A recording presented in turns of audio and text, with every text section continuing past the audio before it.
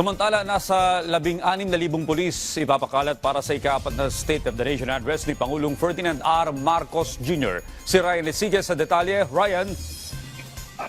Audrey, nagpatupad na nga ng full deployment ang Philippine National Police ngayong umaga para sa ika-4 ng State of the Nation address ni Pangulong Ferdinand R. Marcos Jr.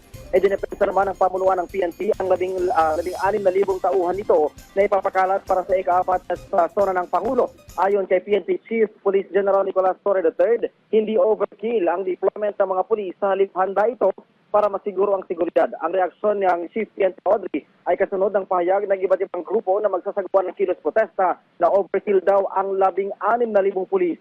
Nauna nang sinabi ni PNP spokesperson Police Brigadier General Jean Fajardo na ang naturang mga pulis ay ipapakalat sa paligid ng Batasan Road at sa iba pang lugar sa Metro Manila. Bukod sa paligid ng Batasan, i-deploy din niya ng ibang mga pulis para sa anti-criminality campaign. 3 grupo na rin ang binigyan ng permiso rally. Kabilang dito ang grupong bayan na pinayagan hanggang sa bahagi ng St. Peter's Church. Habang ang grupo naman ng Tindig Pilipinas ay pinayagan sa bahagi ng White Plains.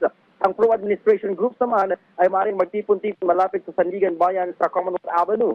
Kaugnit nito, Audrey, ay muling tiniyag ni Torre na kanilang pairalin ang maximum tolerance sa mga magkakasa ng kilos protesta. Ayon nga sa hepe ng pambansang pulisya, malayong makakapaghayag ng kanilang saloobin at opinyon ang mga magsasagawa ng kilos protesta, maging ito man ay anti-administration o pro-administration. Sa mga oras na ito, Audrey, ay natin ang isasagawang briefing ni PNP Chief Torre dito sa Campo Crame. Tapos ito ay dediretso na siya sa gagawing inspeksyon dyan sa may bahagi ng Batasan Road at dyan sa may kahabaan ng Commonwealth Avenue. Audrey. Maraming salamat, Ryan Lesigue.